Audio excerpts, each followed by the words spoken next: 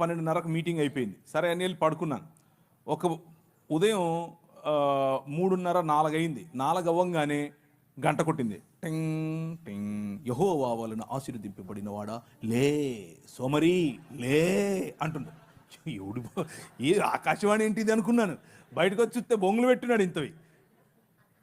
నేను పాస్టర్ గారిని అడిగాను, ఏంటండి మరుసటి ఏంటండి పాస్టర్ గారు ఏదో సౌండ్ సువార్త చెప్తున్నామండి అన్నాడు. అబ్బో భలే చెప్తున్నారు సువార్తలు. ఎలా చెప్తారు? నిద్రపోయేవాడిని కెలికి లేపి సువార్తనా? అది సువార్త కదా. దానివల్ల మనం చెప్పే మెసేజ్కు విసుగు వస్తుంది. ప్రజలకి విసుగు రాకుండా చేయాలి.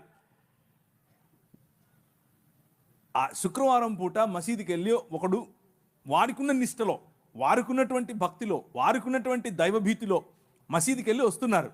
నువ్వు ఆ మసీదు కాన్ని నిలబడుకొని అస్సలాము అలైకుం సాహబ్ ఏలో అని చెప్పి వాడికి ఇచ్చావనుకో, ఏమంటాడు? 4 ఏస్తాడు.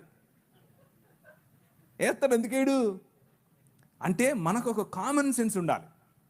ఒక కామన్ సెన్స్తో మనం పనిచేయాలి. ఉదాహరణకు ఎవరైనా వాళ్ళ ఇంట్లో చనిపోయారు, ఆడి దగ్గరికి వెళ్ళి రికార్డింగ్ డాన్స్ పెడతారా? పెట్టరు. Common sense. అరే వాడు దుఃఖంలో ఉన్నాడు, దుఃఖంలో మనం కలిసి కొద్దిగా సాంత్వన ఊరట ఇచ్చే పని చేద్దాం. ఎవరింట్లో అన్నా పెళ్లి జరుగుతోంది, పెళ్లి జరుగుతుంటే వెళ్ళి ఇంట్లో వాళ్ళు చచ్చిపోయారంటే ఏడుతాం మనం. ఎందుకు ఏడం? అది అది కరెక్ట్ కాదు. అది మనకు కూడా తెలుసు. అలాగే మనం ఏదైనా క్రీస్తుని గురించి చెప్పాలి అని అంటే దానికి టెంపులే దొరికిందా, మసీదే దొరికిందా? అవసరం లేదుగా. ఎందుకు చేయాలి అక్కడ? సో మనమే కావాలని రెచ్చగొట్టేట్లుగా ఎప్పుడూ ప్రయత్నం చేయకూడదు. ఇది మనది కాబట్టి నా ఇష్టం వచ్చినట్టు తిరుగుతాను అని చేయకూడదు. స్వేచ్ఛ అనంటే విచ్చలవిడితనం కాదు, యథేచ్ఛవర్తన కాదు.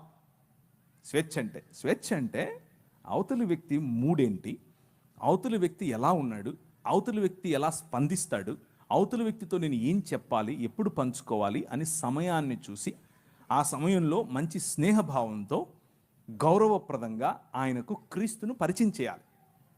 వీధి సువార్త చేయండి, తప్పేమీ లేదు. కానీ